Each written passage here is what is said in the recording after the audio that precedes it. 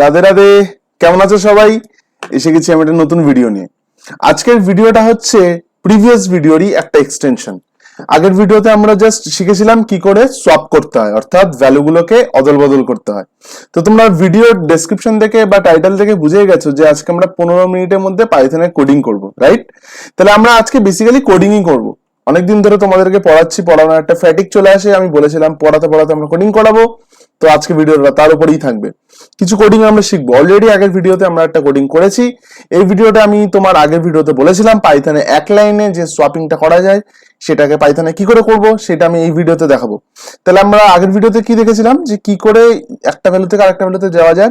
তিন রকম ভাবে যাওয়া যায়। টেম্প ভ্যারিয়েবল নিয়ে যাওয়া যায়, যোগ বিয়োগ করে যাওয়া যায় একটা ফর্মুলা দিয়ে, অথবা জর ইউজ করে করা যায়। যদি জর সম্পর্কে জানতে চাও গুগল করে নিও, তোমাদেরকে আমি এটা বলেছিলাম। ওকে, তাহলে পাইথনে এবার তোমাদের যেটা বলেছিলাম আগের ভিডিওতে, এক লাইনে পুরো ব্যাপারটাকে, এই যে 3 লাইনের কোডটাকে পাইথনে এক লাইনে করা যায়। এটা হচ্ছে শুধুমাত্র পাইথন স্পেসিফিক, সবসময় মনে রাখবে। এটা কিন্তু পাইথন ছাড়া অন্য ল্যাঙ্গুয়েজে করা যাবে না। তাহলে এ কমা বি লিখবো ইকুয়াল টু বি কমা এ, এইটুকুনি জাস্ট লিখবো আমরা। এটা কি করছে বলতো? এর ভ্যালুটা বি তে দিচ্ছে, বি এর ভ্যালুটা এ তে দিচ্ছে। এখানে পাইথনে একটা আছে, ফাংশন আছে সোয়াপ টু রোটেট বলে।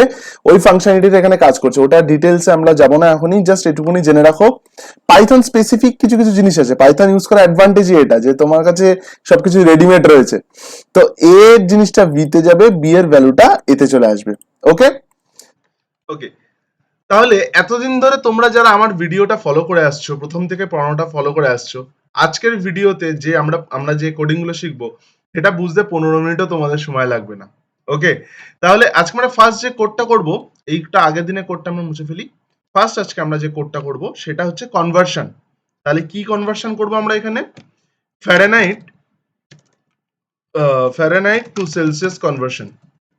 এইবার এখানে একটা টুইস্ট আছে। টুইস্টটা কি?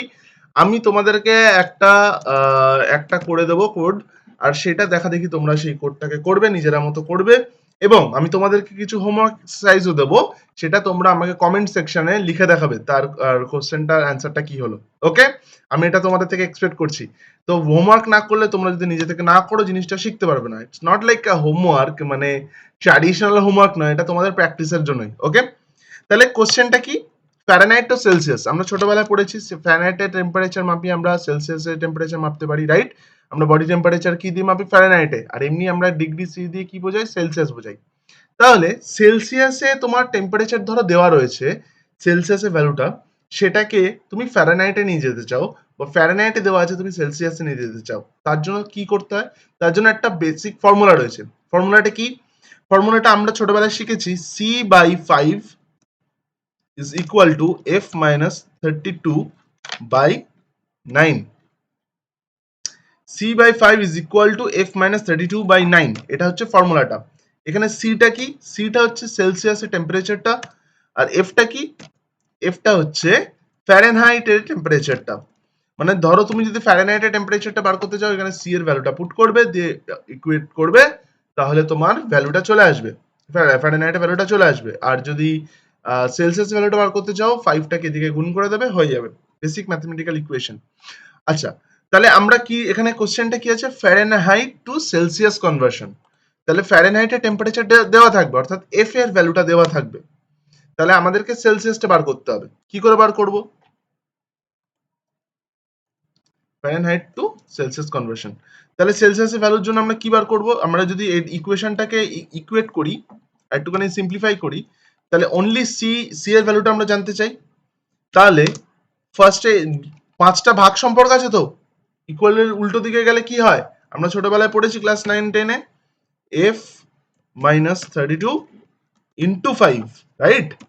5টা গুণ হবে, ভাগ সম্পর্কে থাকলে গুণে থাকবে, হোল ডিভাইডেড বাই 9, তাই তো? সেকেন্ড ব্র্যাকেট দিয়ে বোঝাই, হোল ডিভাইডেড বাই 9, তাই তো? এরকম হবে দেখতে বিষয়টা। 5টা যেহেতু নিচে আছে, 9টা যেহেতু নিচে আছে, 5টা উপরের সাথে গুণ হবে প্রথমে, তারপরে 9 দিয়ে ভাগ হবে। তাহলে ফ্যারেনহাইটে ধরে নাও একটা ভ্যালু দেওয়া আছে, লেটস সে 98। ওকে, তাহলে ফ্যারেনহাইটের ভ্যালু কত আছে? f equal to 98। এইবার আমাকে সেলসিয়াসে কনভার্ট করতে হবে। তাহলে এই ফর্মুলাতে পুট করলে কি হয়? এই ফর্মুলাটা পুট করলে এফ এর জায়গায় কি আসবে, 98 আসবে। ভ্যারিয়েবল এতদিন ধরে কাজ করেছি, লজিকটাকে এইভাবে খাটাবে। তোমার যেইটা রেজাল্ট সবসময় বার করতে হবে সেটা সবসময় বাঁ হাতে থাকবে। ওকে, মনে রাখতে হবে প্রোগ্রামিং এর ক্ষেত্রে এটা সবসময় প্রযোজ্য, যেটা রেজাল্ট সেটা সবসময় বাঁ দিকে থাকবে, রাইট? এই যে যেমন সি এর ভ্যালুটা চাই, ভ্যালুটা সবসময় বাঁ দিকে থাকবে, রাইট? পুরো ইকুয়েশনটা ডান দিকে থাকবে। ওকে, তাহলে ফারেনহাইটের ভ্যালু ধরে নাও এফ ইকুয়াল টু 98, তাহলে উত্তরে কি চাই আমি, সেলসিয়াসের ভ্যালু চাই, তাই তো? তাহলে সি ইকুয়াল টু ইকুয়েশনটা আমি ফেলে দেবো। প্রথমে ইকুয়েশনটা কি হবে, এফ মাইনাস 32, তাই তো, ইন্টু 5, রাইট? এটা একটা ফার্স্ট ব্র্যাকেট দিয়ে বোঝাতে হবে প্রোগ্রামিং এর ক্ষেত্রে, কারণ সেকেন্ড ব্র্যাকেট কি কে রিপ্রেজেন্ট করে, সেকেন্ড ব্র্যাকেট একটা সেটকে রিপ্রেজেন্ট করে, রাইট? সেটকে আমরা রিপ্রেজেন্ট করাবো না তো, আমরা তো একটা ইকুয়েশন করছি, সেই জন্য ফার্স্ট ব্র্যাকেট দিয়েই আমরা বোঝাবো জিনিসটাকে। তাহলে C equal to F minus 32 into 5 divided by 9, right? এটা ফর্মুলাতে পুট করে দিলাম। এফ এর ভ্যালুটা কত এখানে চলে আসবে, 98। সেভ করে নি, লেটস রান দ্য কোড, দেখা যাক। ওকে, প্রিন্ট করিনি, let's print C. Okay, print কেন করতে হলো, কারণ আমাকে সি এর ভ্যালুটা পেতে চাই। তাহলে কি হলো ফাংশনটা, এফ ইকুয়াল টু 98, এফ এর ভ্যালুটা এখানে পুট হয়ে যাবে, এই ফাংশনটা কাজ করবে পুরোটা, এই অপারেশনটা হবে ইকুয়েশনটা, রাইট? দিয়ে প্রিন্টের সি এর যে ভ্যালুটা আসলো সেটা আমরা প্রিন্ট করে দেখিয়ে দেবো। দেখা যাক উত্তর কি আসলো, 36.66664। ওকে, এই পয়েন্টের পরে ধরে এতগুলো ভ্যালু রয়েছে, এবার আমি যদি সেটাকে না চাই তাহলে আমি কি করব, ফ্লোর ইউজ করব, ফ্লোর ডিভিশন, মনে আছে তো? এই দেখো শুধু 36 আসলো, বোঝা গেল? তাহলে আমি ফারেনহাইটে 98 ডিগ্রি মানে সেলসিয়াসে কত ডিগ্রি, 36 পয়েন্ট সামথিং, তাহলে সেটাকে যদি আমি সিম্পলিফাই করি 36 ডিগ্রি। ওকে, বোঝা গেল?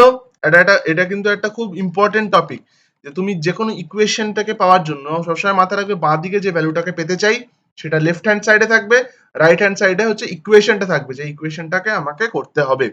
ওকে, ওকে, পারফেক্ট। তাহলে তোমাদের জন্য একটা কোশ্চেন থাকবে, তোমাদের জন্য কোশ্চেনটা আমি যেটা দিয়ে রেখেছি সেই কোশ্চেনটা হলো circumference and area of A circle. Circumference তোমাদেরকে আমি বলে দিই ইজি একটুখানি, circumference and area of a circle,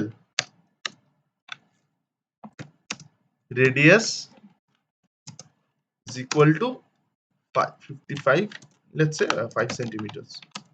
ওকে, এটা হচ্ছে তোমাদের জন্য প্রবলেম, তোমরা এইটা আমাকে কালকে কমেন্ট করে জানাবে বা আজকের ভিডিওতে কমেন্ট করে জানাবে, আমি চাই তোমরা কমেন্ট করে জানাও যে কিভাবে তোমরা এই কোডটা করছো।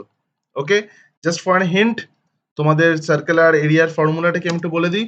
সার্কেলের এরিয়া বার করার ফর্মুলা পাই আর স্কোয়ার, রাইট? পাই ইন্টু আর স্কোয়ার, তাই তো, পাই আর স্কোয়ার, বুঝতে পেরেছো?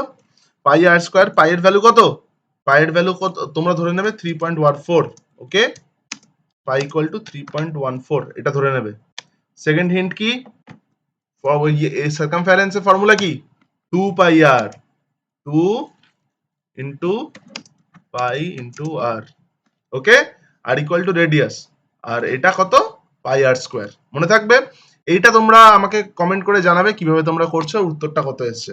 ওকে, let's go for the next example.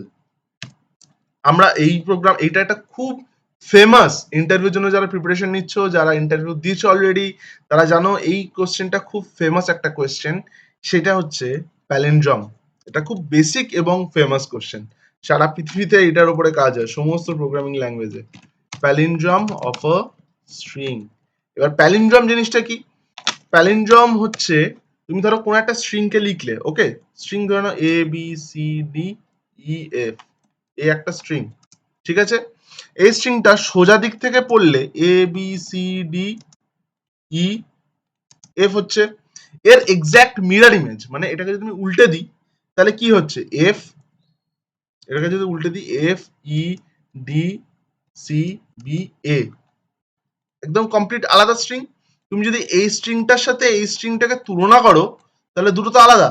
আচ্ছা, এটা কেন এটার দিচ্ছে, কারণ এটাকে স্ট্রিং হিসাবে বুঝতে পারছে না, তাই স্ট্রিং বুঝিয়ে দিই, তাহলে এটা তাহলে ডাবল ইনভার্টেড কমা দিয়ে দেবো, মিটে গেল। তাহলে এই স্ট্রিংটার সাথে এই স্ট্রিংটা একেবারে আলাদা, দেখে আমরা বুঝতে পারছি। এইবার প্যালিন্ড্রম হতে গেলে তোমাকে এই যে স্ট্রিংটা তুমি দিয়েছে, তোমাকে যে স্ট্রিংটা দিয়েছে সেই স্ট্রিংটার মিরর ইমেজ সেটা যদি সেম হয়, অর্থাৎ সোজা দিক থেকে পড়লে যেমন উল্টো দিক থেকে পড়লে যদি সেম হয়, তাহলে সেই রকম স্ট্রিংকে বলা হয় প্যালিন্ড্রমিং স্ট্রিং, প্যালিন্ড্রম স্ট্রিং। ওকে, বা palindrome in a simple word. ঠিক আছে, সোজাভাবে পড়লেও যা হবে, উল্টোভাবে পড়লেও তাই হবে। এরকম একটা এক্সাম্পল আমরা দেখে নিই। ধরে নাও একটা শব্দ dad, D A D, dad, বাবা, রাইট? এই শব্দটা সোজাভাবে পড়লেও ডি এ ডি হচ্ছে, এদিক থেকে পড়লেও ডি এ ডি হচ্ছে। আবার তুমি উল্টো দিক দিয়ে পড়ো, তাহলে যদি উল্টো দিক দিয়ে পড়ি তাহলে এই ডি এ ডি সেম আসছে, রাইট? সেম আসছে। তাহলে এই স্ট্রিংটাকে কি বলা যেতে পারে? প্যালিন্ড্রমিক স্ট্রিং। কেন বলা যেতে পারে বোঝা গেল? কারণ সোজা দিক দিয়ে পড়লেও যা আসছে, উল্টো দিক দিয়ে পড়লেও যা আসছে তাই আসছে। তাহলে আমরা যদি এটাকে কোডিং এর ভাষায় লিখি, কোডিং এর ভাষায় ধরে নাও এই স্ট্রিংটাকেই আমি নেব, এসটি বলে একটা, এই স্ট্রিংটা নিই, এসটিআর স্ট্রিং, বা ধরে নাও এসটি। ওকে, এই স্ট্রিংটাই নেব আমরা, ডিএডি হলো। তাহলে এসটি, এই যে স্ট্রিংটা আমি তোমাদের কি বলেছি, স্ট্রিংটা রিভার্স করে কি করে? স্ট্রিং এ আমরা কি পড়েছিলাম? স্ট্রিং কি করে রিভার্স করে? স্ট্রিং এর স্টার্ট পজিশন,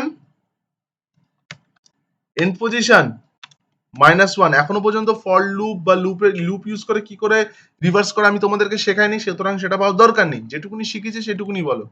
তাহলে এই যে স্ট্রিংটা রিভার্স হলো, এটাকে ধরো একটা নতুন স্ট্রিং এ দিয়ে দিই, নিউ এসটি। নিউ এসটির মধ্যে আমি স্ট্রিংটাকে রিভার্স করলাম। এটা তো রিভার্স করার সময় পড়েছিলাম, তো স্ট্রিং এর যখন পড়েছিলাম মনে আছে তো, -1 করে দিলে স্টার্ট এন্ড, আর -1 হলে তাহলে কি উল্টো রিভার্সে পড়বে। তাহলে এসটি আর নিউ এসটি প্রিন্ট করে দেখি,